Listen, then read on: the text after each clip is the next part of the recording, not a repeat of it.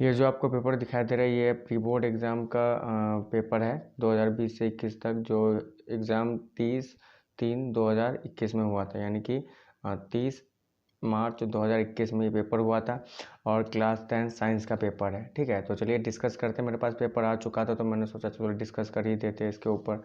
चलिए देखते हैं इस पेपर में कैसे कैसे क्वेश्चंस आए थे। तो सबसे पहले ऊपर का फ्रंट देख लीजिए, इस तरीके का है। आप देखा भी होगा कि ये लिखा भी है कि 1 से 20 तक जो क्वेश्चन है वो एक एक नंबर के होते हैं। उसके अलावा खंड ब जो है वो 21 से लेकर के 26 तक है, जिसमें 2-2 नंबर के क्वेश्चन होते हैं। ठीक है, और 27 से 33 तक जो है वो आपका 3-3 नंबर के क्वेश्चन होते हैं। इसके अलावा जो है इसमें 34 से 36 तक जो 5-5 नंबर के क्वेश्चन होते हैं। ये डिस्क्रिप्शन दे रखा है कि कौन कितने नंबर के क्वेश्चन है। ठीक है, तो ये दिया हुआ है, इसे इंग्लिश में भी लिखा हुआ है तो उसको आप पढ़ सकते हो अपने आप। चलिए देखते हैं क्वेश्चन को डिस्कस करते हैं। ठीक है, तो देखिए सबसे पहला क्वेश्चन यहाँ पर क्या दिया हुआ है कि right one observation one sodium sulphate solution is mixed with barium chloride solution, also right the name of chemical reaction responsible for this observation. यानी कहा गया है कि सोडियम सल्फेट सॉल्यूशन मतलब सोडियम सल्फेट सॉल्यूशन का बेरियम क्लोराइड के साथ reaction करके बताना है। ठीक है, और जो रिएक्शन हो रहा है वो किस टाइप का रिएक्शन है ये भी बताने के लिए कहा गया है। तो देखिए जब सोडियम सल्फेट को बेरियम क्लोराइड के साथ रिएक्शन करवाएंगे तो बेरियम सल्फेट बनेगा और NaCl बनता है। ठीक है, तो ये आप रिएक्शन लिख सकते हो। और इसके अलावा ये किस टाइप का रिएक्शन है तो ये हो जाएगा डबल डिस्प्लेसमेंट रिएक्शन, क्योंकि आयंस का एक्सचेंज हो रहा है इसमें। ठीक है, पहला क्वेश्चन हो गया, आसानी से इजी क्वेश्चन था।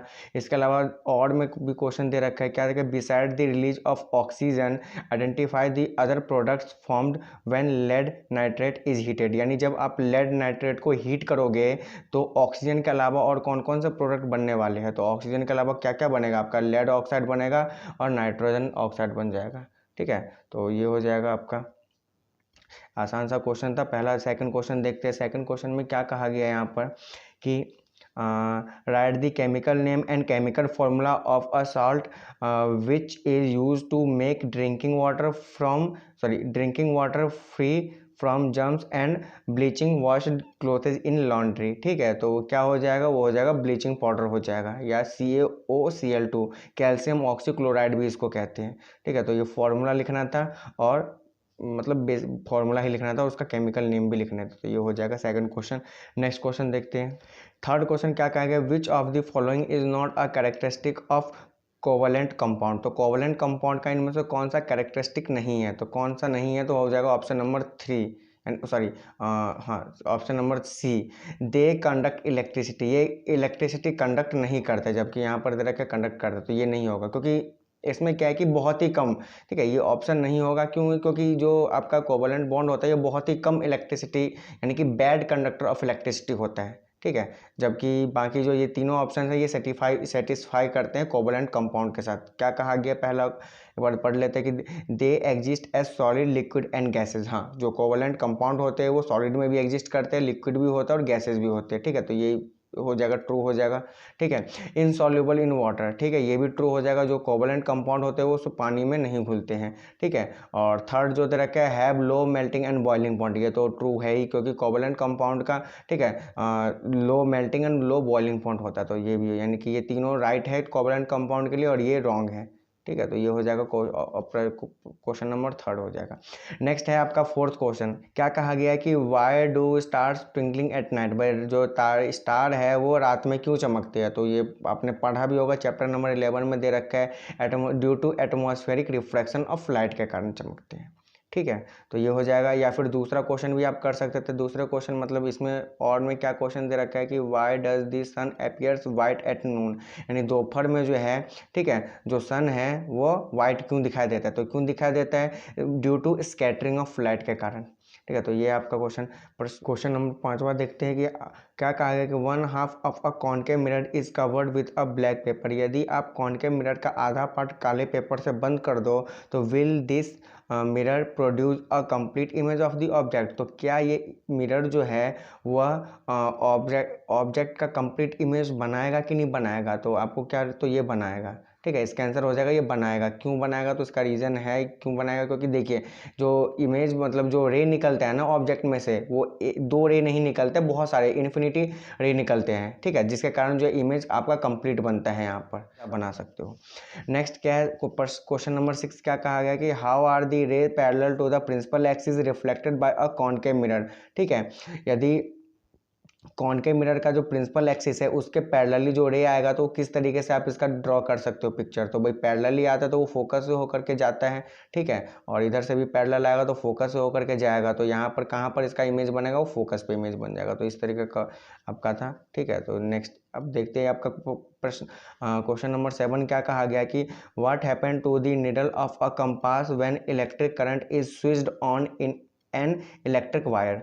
ठीक है, यदि ये इस तरीके का सर्किट है और इसमें क्या कहा गया कि यदि आप स्विच ऑन कर देते हो इस सर्किट का, तो जो ये कंपास का जो नीडल है इस पर क्या इफेक्ट पड़ेगा। तो अगर भाई इस सर्किट के अंदर करंट फ्लो होना स्टार्ट हो जाता है तो क्या हो जाएगा, इसके चारों तरफ मैग्नेटिक फील्ड जनरेट होगा सर्किट के चारों तरफ, जिससे क्या हो जाएगा, ये जो नीडल हो जाएगा वो डिफ्लेक्ट करना स्टार्ट कर देगा। ठीक है, तो मतलब जो नीडल पे क्या इफेक्ट पड़ेगा, तो नीडल जो है वो डिफ्लेक्ट करना स्टार्ट कर देगा, ये हो जाएगा इसका आंसर। नेक्स्ट क्वेश्चन क्या है कि question number 8 draw the magnetic field lines around a current carrying solenoid. एक करंट कैरिंग सोलेनॉइड के अक्रॉस जो है मतलब मैग्नेटिक फील्ड लाइन बनाना है, तो ये बना भी सकते हो, सोलेनॉइड बनाओगे, ठीक है, उसका सर्किट कनेक्ट कर दोगे बैटरी के साथ, एक स्विच बना दोगे और फिर उसके बाद इसके चारों तरफ जो है मैग्नेटिक फील्ड लाइन बना सकते हो। ठीक है, और इसमें डायरेक्शन देना बहुत इंपॉर्टेंट है, अगर डायरेक्शन नहीं दोगे तो 0 नंबर मिलेंगे। 1 नंबर का क्वेश्चन है, विदाउट डायरेक्शन आपको 0 नंबर मिलेगा, तो डायरेक्शन देना क्या इंपॉर्टेंट है, यहाँ पर देख लीजिए इस तरीके से। ठीक है, इस तरीके से आपका ये आपका सर्किट हो जाएगा जिसमें डायरेक्शन देना इंपॉर्टेंट है, नहीं दोगे तो फिर नंबर कट जाएंगे। नेक्स्ट है आपका यहाँ पर प्रश्न यानी क्वेश्चन नंबर 9। क्वेश्चन नंबर 9 क्या कहा गया है कि नेम द डिवाइस दैट, उस डिवाइस का नाम बताइए जो help to maintain a potential difference across a conductor, यानी कंडक्टर के अक्रॉस जो है पोटेंशियल डिफरेंस को मेंटेन करने का काम करता है। तो उसका आंसर हो जाएगा बैटरी। बैटरी क्या करता है, पोटेंशियल डिफरेंस को मेंटेन ही करता है, इसका आंसर हो जाएगा। सेकंड क्वेश्चन का आंसर क्या है, it use to measure the potential difference across a conductor. Conductor के अक्रॉस पोटेंशियल डिफरेंस मेजर करने वाले डिवाइस का नाम क्या है, तो वो है आपका वोल्ट मीटर।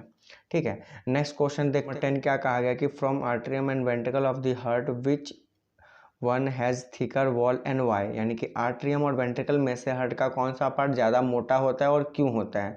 ठीक है, तो भाई देखो वेंट्रिकल जो होता है वो ज़्यादा मोटा होता है कंपेयर टू आर्ट्रियम, क्योंकि वेंट्रिकल होता है हार्ट के नीचे। जब इस तरीके से जब आप हार्ट बनाते हो तो ये निचला वाला पार्ट जो होता है वो आपका वेंट्रिकल कहलाता है और ऊपर वाला पार्ट जो होता है वो आर्ट्रियम कहलाता है। ठीक है, तो जो निचला वाला पार्ट होता है इसमें भाई जब हार्ट पंप करता है, तो जब हार्ट पंप करेगा तो क्या हो जाएगा, नीचे से प्रेशर हाई प्रेशर जो है वो इधर वाले पार्ट यानी क्या कहते हैं आर्ट्रियम वाले में, यानी कि ठीक है आर्ट्रियम एओर्टा के अंदर चला जाता है। जब हार्ट पंप करेगा तो प्रेशर ज़्यादा लगेगा और प्रेशर ज़्यादा लगेगा तो उसके लिए मजबूती चाहिए नीचे से। समझ में आया कि नहीं आया, तो इसीलिए हम क्या, इसीलिए जो होता है वेंट्रिकल वाला पार्ट जो होता है वो ज़्यादा मोटा होता है compare to atrium. Next question क्या कहा गया, क्वेश्चन नंबर 11 क्या कहा है इसमें देखो कि why do plants have low energy need as compare to animal, यानी कि प्लांट को जो है कम एनर्जी की रिक्वायरमेंट होती है क्यों एनिमल के मुकाबले। तो भाई सिंपल सी बात है, जो प्लांट्स होते हैं वो मूव नहीं कर सकते, जबकि जो एनिमल्स होते हैं वो खाना वगैरह यानी फूड जो है ढूंढने के लिए वो एक जगह से दूसरे जगह मूव करते हैं। ठीक है, तो इसीलिए जो प्लांट्स होते हैं उनको कम एनर्जी की रिक्वायरमेंट होती है कंपेयर टू एनिमल। ठीक है, नेक्स्ट या फिर और में क्वेश्चन दे रखा है कि why is the rate of breathing is aquatic organism much faster than in terrestrial organism, यानी क्वेश्चन ये कहा गया है कि जो पानी में रहने वाले जो जीव जंतु होते हैं वो ज़्यादा तेजी से सांस लेते हैं, जबकि जो टेरेस्ट्रियल एनिमल यानी कि जो ज़मीन पर रहने वाले एनिमल्स होते हैं वो उसकी जो ब्रीथिंग रेट जो है ना वो थोड़ा धीमा होता है कंपेयर टू एक्वेटिक एनिमल। क्यों है ऐसा, क्यों होता है, तो देखिए सिंपल सी बात है कि जो क्या कहते हैं आपका अर्थ पे यानी कि कह सकते हो ज़मीन पे रहने वाले जो एनिमल्स होते हैं, ठीक है, उसको जो ऑक्सीजन है वो एटमॉस्फेयर से मिल जाता है, और जबकि जो पानी होता है ना वाटर में जो ऑक्सीजन की मात्रा होती है कंपेयर टू एटमॉस्फेयर वो कम होती है, जिसके कारण क्या होता है कि जो आपके एक्वेटिक एनिमल होते हैं उसे सांस लेने में थोड़ी परेशानी आती है, इसलिए वो धीरे धीरे सांस लेने में परेशानी आती है क्योंकि ऑक्सीजन की मात्रा कम होती है, इसलिए वो तेज़ी से सांस लेता है। तो इसका आंसर ये हो जाएगा। नेक्स्ट क्वेश्चन आपका क्वेश्चन नंबर 12 है। क्या कहा गया है इसमें? The existence of decomposer is essential in a biosphere, यानी कि ये कहा गया जैव मंडल में जो डिकम्पोजर होते हैं उसका मतलब अस्तित्व अति आवश्यक है, यानी कि जो जैव मंडल में जो आपके यानी कि जो बायोस्फीयर में डिकम्पोजर होते हैं, ठीक है, वो इम्पॉर्टेंट होते हैं हमारे एनवायरनमेंट में। ऐसा क्यों? तो भाई ऐसा इसलिए होता है क्योंकि जो हम बायोडिग्रेडेबल वेस्टेज होते हैं ना, ठीक है, उसको डिकम्पोज करने के लिए, उसको एनवायरनमेंट से निपटारा करने के लिए डिकम्पोजर की रिक्वायरमेंट होती है, यानी डिकम्पोजर होने ही चाहिए। तभी जो हमारे वेस्ट मटेरियल होते हैं जैसे कि कचरा हो गया, ठीक है, और भी बहुत सारे वेस्ट मटेरियल होते हैं, उसको जो डिकम्पोज करने के लिए, एनवायरनमेंट से निपटारा करने के लिए ये बहुत ही ज़्यादा ही इंपॉर्टेंट होते हैं, ठीक है। इसका आंसर ये हो जाएगा। या फिर आप दूसरा क्वेश्चन भी कर सकते थे। सेकंड क्वेश्चन में क्या कहा गया है कि why are some substance non biodegradable, यानी कि क्यों कुछ सब्सटेंस ऐसे होते हैं जो नॉन बायोडिग्रेडेबल होते हैं, यानी कि जिसको एनवायरनमेंट जो डिकम्पोजर होते हैं वो उसको नष्ट भी नहीं कर सकते। ऐसे सब्सटेंस जिसको डिकम्पोजर नष्ट नहीं कर सकता है, ठीक है, वही आपका नॉन बायोडिग्रेडेबल सब्सटेंस कहलाता है, ठीक है। तो ऐसा क्यों होता है? तो भाई सिंपल सी बात है, देखिए जो नॉन बायोडिग्रेडेबल होता है वो कॉम्प्लेक्स नेचर का होता है, उसका जो स्ट्रक्चर होता है बहुत ही ज़्यादा कॉम्प्लेक्स होता है, ठीक है। और ये एंजाइम से भी जो है ना, एंजाइम भी इसके ऊपर डिकम्पोजर के थ्रू डाला जाता है, या डिकम्पोजर जब इसको डिकम्पोज करने की कोशिश करता है तो वो असर नहीं होता है इस ऐसे सब्सटेंस पे, ठीक है। तो इसलिए ये आपके नॉन बायोडिग्रेडेबल वेस्ट के या नॉन बायोडिग्रेडेबल सब्सटेंस के अंतर्गत आ जाते हैं। क्वेश्चन नंबर 13, क्या कहा गया कि write two function of bile juice in the process of digestion, ठीक है। डाइजेशन के समय जो है बाइल जूस के दो काम बताओ। तो भाई देखिए बाइल जूस जो होता है वो फैट को पचाता है, ठीक है, यानी कि एमल्सिफिकेशन करता है। फैट का क्या करता है? एमल्सिफिकेशन, यानी फैट को पचाने का काम करता है, पहला इंपॉर्टेंट काम। दूसरा इंपॉर्टेंट काम ये होता है कि जो आपका काइम होता है ना, काइम, ठीक है, उसको एसिडिक से बेसिक नेचर में कन्वर्ट कर देता है, यानी कि जो काइम होता है वो एसिडिक नेचर का होता है, और जब स्मॉल इंटेस्टाइन के अंदर वो काइम आता है तो उसको बेसिक नेचर में कन्वर्ट करने में मदद करता है, यानी बेसिक बनाने में मदद करता है। ये दो काम हो जाएंगे इसके, ठीक है। नेक्स्ट आपका क्वेश्चन नंबर 14 दे रखा है। तो देखिए 14 वाले आपका असर्शन एंड रीजन वाले क्वेश्चन है, ठीक है। तो ये इस तरीके से आपको पता होना चाहिए किस तरीके से करना है। इसमें सबसे पहले तो यहाँ पर ऑप्शन दे रखे है कि both A and R true and R is correct explanation of the assertion, इस तरीके से दे रखा है, इसको आप पढ़ लेना। मैं डायरेक्ट आंसर बताते हुए आगे चलता हूँ। देखिए यहाँ पर क्वेश्चन में क्या कहा गया है कि असर्शन में क्या कहा गया है कि we use baking soda to get relief from hyper acidity, और रीजन में क्या कहा गया कि baking soda is acidic in nature, ठीक है। तो देखिए असर्शन का मतलब क्या है कि हम बेकिंग सोडा का उपयोग अति अम्लता से राहत पाने के लिए करते हैं, हाँ जी करते हैं, ठीक है। असर्शन जो है वो ट्रू है, ठीक है। सेकंड क्या कहा गया कि बेकिंग सोडा अम्लीय प्रकृति का होता है, जो बेकिंग सोडा होता है वो एसिडिक नेचर का होता है, तो बेकिंग सोडा एसिडिक नेचर का नहीं होता है, बेकिंग सोडा जो होता है वो आपका बेसिक नेचर का होता है। तो ये तो गलत हो जाएगा और ये वाला सही हो जाएगा, यानी आपको इन चारों ऑप्शन में से टिक लगाना था। तो ये क्या हो जाएगा आपका A is true but R is false, option number C is the right answer. Question number 14 का आंसर सी हो जाएगा।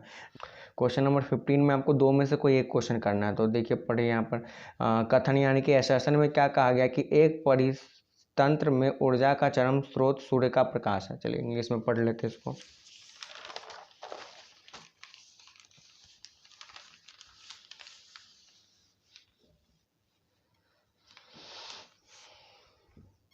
क्वेश्चन नंबर 15 का कहा गया कि इन an ecosystem sunlight is the ultimate source of energy, ठीक है। तो असर्शन जो है वो ट्रू है, इकोसिस्टम में जो है ना अल्टीमेट सोर्स ऑफ एनर्जी जो है वो सनलाइट ही है। नेक्स्ट क्या रीजन में क्या दे रखा है कि the flow of energy in an ecosystem is unidirectional, ठीक है। जो इकोसिस्टम में जो फ्लो ऑफ एनर्जी होता है वो यूनिडायरेक्शनल होता है, हाँ जी ये भी ट्रू है, ठीक है। तो यानी कि दोनों जो है वो ट्रू हो जाएगा, और जो पहला जो है वो दूसरे की व्याख्या करता है, यानी कि option number A is the right answer, option number A is the right answer हो जाएगा। पीछे आप चेक कर लेना उसको। नेक्स्ट क्वेश्चन क्या कहा गया इसमें? तो नेक्स्ट क्वेश्चन देखिए, नेक्स्ट क्वेश्चन नंबर इसका और पार्ट भी देख लीजिए। इसमें क्या कहा गया कि plant belong to the first trophic level in an ecosystem, जो इकोसिस्टम में प्लांट जो होता है वो पहले ट्रॉपिक लेवल में पाया जाता है, हाँ जी पाया जाता है, असर्शन ट्रू हो जाएगा, ठीक है। और plants are called producer in an ecosystem, और इकोसिस्टम में प्लांट को प्रोड्यूसर कहते हैं, हाँ जी कहते हैं, यानी कि दोनों जो है वो मतलब ट्रू हो जाएगा। और ए जो है वो आर की व्याख्या करता है, यानी कि ऑप्शन नंबर ए भी इसका भी जो है option number A is the right answer हो जाएगा। नेक्स्ट क्वेश्चन नंबर 16 देखते हैं। तो क्वेश्चन नंबर 16 में क्या कहा गया, देखिए असर्शन ए, ठीक है, cellular DNA is responsible for the expression of traits in a progeny, ठीक है। तो क्वेश्चन में ये कहा गया कोशिका डीएनए एक संतति में लक्षणों की अभिव्यक्ति के लिए जिम्मेदार होता है। तो हाँ, ट्रू हो जाएगा ये भी, ठीक है, ये भी ट्रू हो जाएगा। Cellular DNA is the information source for making protein in the cell, ठीक है। तो ये भी आपका ट्रू हो जाएगा, रीजन भी ट्रू ही हो जाएगा, ठीक है। ये दोनों जो बेसिकली स्टेटमेंट के फॉर्म में है और ये ट्रू ही है, तो ट्रू हो जाएगा। तो इसमें भी option number A is the right answer, ठीक है। नेक्स्ट क्वेश्चन चेक करते हैं इसमें, क्वेश्चन नंबर 17। तो क्वेश्चन नंबर 17 में क्या कहा गया है, आपको देखिए क्वेश्चन नंबर 17 से लेकर के 20 तक आपको खुद मतलब देखिए पढ़ना है इसको, और फिर उसके अकॉर्डिंग जो है आपको आंसर देने पड़ेंगे, ठीक है। तो देखिए इसमें 17 में क्वेश्चन में क्या कहा गया है कि क्वेश्चन नंबर 17 में 5 पार्ट है, इन 5 पार्ट में से आपको कोई भी 4 पार्ट करने हैं, तो जो भी आपको आसान लगता है आप कर सकते हो।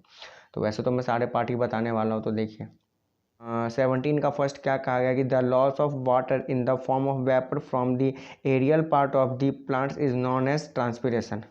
क्या कहा जाता है उसको, ट्रांसपिरेशन का वाष्पोत्सर्जन कहा जाता है, ठीक है। नेक्स्ट क्वेश्चन देखते हैं।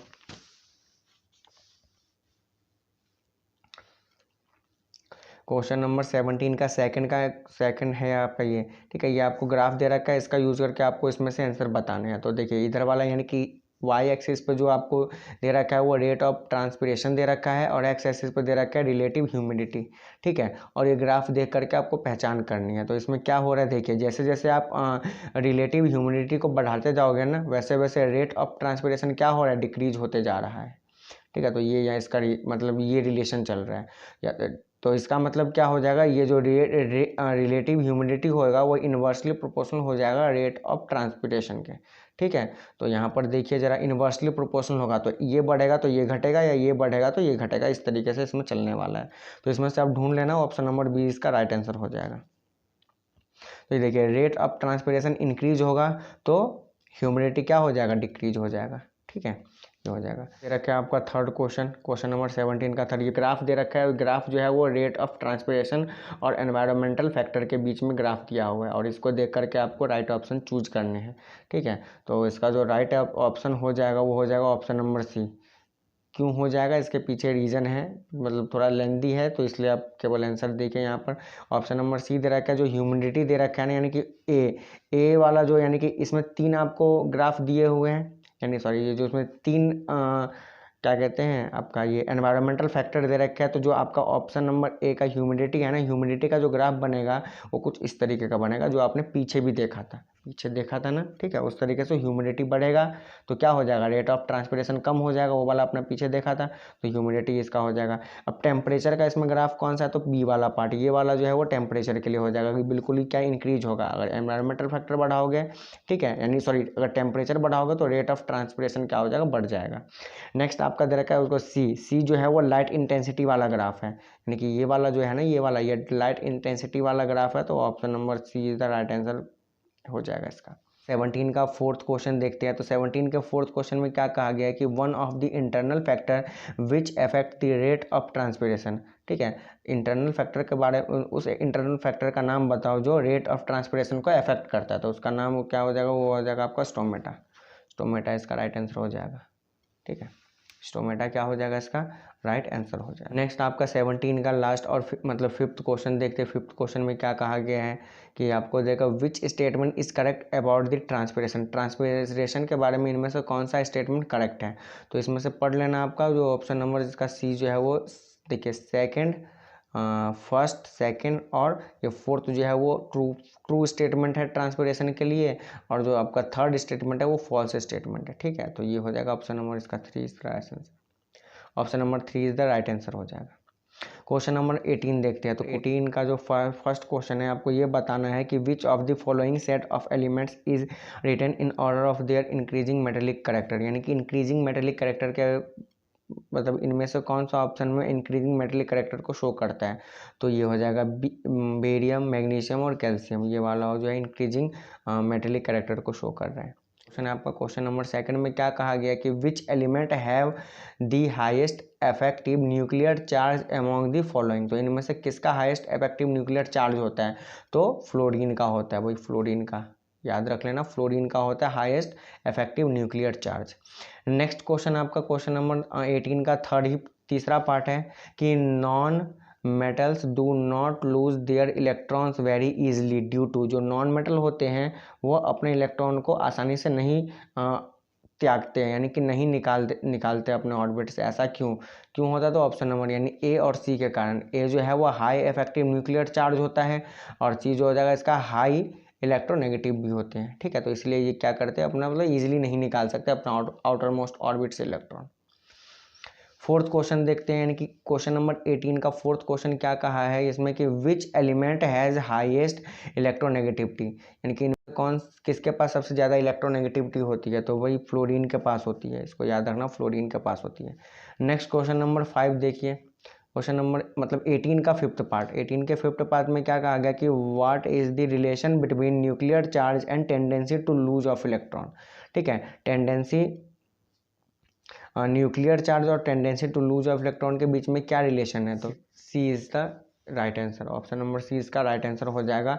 Higher the nuclear charge higher the tendency to lose of electron हो जाएगा, ठीक है। तो ये इसका राइट आंसर हो जाएगा। नेक्स्ट क्वेश्चन देखिए आपका क्वेश्चन नंबर 19 का फर्स्ट पार्ट देखिए। क्वेश्चन नंबर 19 का फर्स्ट पार्ट में क्या कहा गया है, तो फर्स्ट पार्ट में आपका कहा गया है, कहा गया हाँ, when sunlight is concentrated on the paper placed at the principal focus of a high power convex lens on a bright afternoon। भाई दोपहर के समय में कॉन्वेक्स लेंस का यूज करके आप किसी पेपर पे इस तरीके से देखते हो, ठीक है, तो क्या होता है, तो पेपर में आप कुछ ही देर के बाद क्या पकड़ लेगा, आग पकड़ लेगा, क्योंकि भाई हाँ जो कॉन्वेक्स लेंस होता है ना वो कन्वर्जिंग लेंस होता है, यानी कि सारे लाइट को एक ही जगह इकट्ठा कर देता है। जब एक ही जगह इकट्ठा करेगा तो यहाँ हीट ज़्यादा हो जाएगा और हीट ज़्यादा हो जाएगा तो तुरंत ही इसको क्या कर देगा, जला देगा, यानी आग लगा देगा इसमें। तो option number A is the right answer, ठीक है। सेकंड क्वेश्चन देखिए, तो सेकंड क्वेश्चन में आपको देखिए पिक्चर दे रखा है, ये आपको कॉनकेव और कॉन्वेक्स लेंस और मिरर के पिक्चर दे रखे हैं। इसमें से आपको अरेंज करना पड़ेगा, जेड को क्या कहते हैं, एक्स को क्या कहते हैं, वाई को क्या कहते हैं और एम को क्या कहते हैं। ये क्वेश्चन दे रखा है, तो इसका आंसर आप देखिए अरेंज कर लेना, ठीक है। इसका आंसर जो है वो हो जाएगा option number B. Next question है आपका क्वेश्चन नंबर 3। इसमें क्या कहा गया कि if an object is placed at 2f1। 2f1 का मतलब होता है सेंटर पे यदि मैं किसी ऑब्जेक्ट को रखता हूँ कॉन्वेक्स लेंस में, ठीक है, तो उसका जो इमेज बनेगा वो कहाँ पे बनेगा, तो अगर सेंटर पर रखते किसी ऑब्जेक्ट को तो उसका इमेज भी सेंटर पे बनता है और इन्वर्टेड बनता है, रियल और इन्वर्टेड बनता है, तो 2f1 पे ही बनेगा, ठीक है, इन्वर्टेड बनेगा 2f1 पे बनेगा, ठीक है। नेक्स्ट क्वेश्चन नंबर 4 देखिए 19 का, ठीक है, 19 क्वेश्चन ही है ना ये, हाँ जी, 19 का ही क्वेश्चन नंबर 4 देखिए। क्वेश्चन नंबर 4 में 19 का क्वेश्चन पार्ट 4 देखिए। तो पार्ट 4 में क्या कहा गया है कि आपको डायोप्टर दे रखा है, प्लस का 2 डायोप्टर और प्लस का 0.25 डायोप्टर दे रखा है। तो इसका प्रभावी यानी कि power of combination of to lenses का क्या हो जाएगा, तो ये ऐड हो जाता है। ऐड होने के बाद आपका क्या बन जाएगा, प्लस का 2.25 हो जाएगा, ठीक है। फिफ्थ पार्ट देखिए, फिफ्थ पार्ट में क्या कहा गया कि an incident ray of light falls on a spherical mirror as shown in the given figure. का फिगर दे रखा है और इस फिगर को देख करके फिर आंसर देने पड़ेंगे आपको। देखिए क्वेश्चन आगे क्या गया, which spherical mirror diagram correctly represent the reflection of the incident ray. इनमें से कौन सा जो है करेक्टली इंसिडेंट रे को शो करता है, यानी इनमें से कौन सा जो है वो प्रॉपर्टीज है जो कॉनकेव मिरर का जो इंसिडेंट रे वाला जो प्रॉपर्टीज होता है। तो ऑप्शन नंबर डी इसका प्रॉपर्टीज है, ना तो ऐसा होता है, ना तो ऐसा, ना तो ए बी सी तीनों गलत है। Option number D is the right answer, ठीक है। नेक्स्ट क्वेश्चन देखते हैं, क्वेश्चन नंबर 20 दिया हुआ है, आप अब 20 को पढ़ के इसका आंसर देना है। तो चलिए देखते हैं इसका आंसर। 20 का फर्स्ट पार्ट देखते हैं। तो 20 के फर्स्ट पार्ट में क्या दे रखा है, देखिए यहाँ पर क्वेश्चन क्या कहा है कि what does the closeness of the field line show. जैसे जैसे आप मैग्नेटिक फील्ड के क्लोज आते जाओगे वैसे वैसे क्या हो जाएगा, स्ट्रेंथ ऑफ मैग्नेटिक फील्ड क्या होगा, इंक्रीज होता चला जाएगा। तो ये इसका राइट आंसर हो जाएगा। नेक्स्ट क्वेश्चन क्या है आपका कि नेक्स्ट क्वेश्चन है the gap between the magnetic field lines. Magnetic field line के बीच का जो मैग्नेटिक फील्ड लाइन जो होता है वो इज क्या होता है, वो inversely proportional to the distance between the pole and the field lines. इसके होता है, इसका सेकंड का राइट आंसर बी हो जाएगा। क्वेश्चन नंबर 3 देखिए, मतलब सॉरी 20 का क्वेश्चन नंबर पार्ट 3 देखिए। तो इसमें क्या कहा गया कि magnetic field lines are magnetic field lines इनमें से क्या क्या प्रॉपर्टी शो करते हो, नेवर इंटरसेक्ट ईच अदर, सही है। ठीक है, directed from north pole to south pole, ये भी सही है। नेक्स्ट है आपका closer to each other at the pole, ये भी सही है, यानी कि all of the, option number D is the right answer, क्योंकि ऑल ऑफ दी अबव, यानी कि ऑल ऑफ द अबव का मतलब सभी सही है। ठीक है, क्वेश्चन फोर्थ पार्ट देखिए इसका, तो फोर्थ पार्ट में क्या गया, एक छात्र ने ग्राफ, अरे इंग्लिश का, इसका ये रहा इंग्लिश। ठीक है, आफ्टर एनालिसिस करना है और उसमें से आपको आंसर बताना है। तो देखिए यहाँ पर क्या कहा गया कि जो magnetic field strength is maximum when distance from magnet is minimum. ठीक है, इन्वर्सली प्रोपोर्शनल होता है, पीछे हमने देखा भी था, तो ये तो इसका राइट आंसर, मतलब ये ठीक है। आगे क्या कहा है कि as we move away from the magnet the magnetic field decreases, जैसे जैसे आप मैग्नेट से दूर होते जाओगे वैसे वैसे मैग्नेटिक फील्ड कम होता चला जाएगा। सही बात है भाई, ऑप्शन ये भी राइट आंसर हो जाएगा। ठीक है, field strength is maximum at the distance 0.25, ये गलत है, ऐसा कुछ नहीं होता। ठीक है, पहला और दूसरा इसका राइट आंसर हो जाएगा, option number B. Next question आपका दे रखा है फिफ्थ पार्ट, देखिए इसमें क्या कहा गया है कि जो magnetic field is a physical quantity that has, क्या होता है, मैग्नेटिक फील्ड के पास डायरेक्शन और मैग्नीट्यूड दोनों होते हैं, इस चीज़ को आप याद रखना। और मैग्नेटिक फील्ड को बी से डिनोट करते हैं, इसके ऊपर इस तरीके से एरो लगाते हैं, और एरो का मतलब होता है इसके पास मैग्नीट्यूड तो होता ही होता है और डायरेक्शन भी होता है, तो है both direction and magnitude, option number C हो जाएगा इसका राइट आंसर।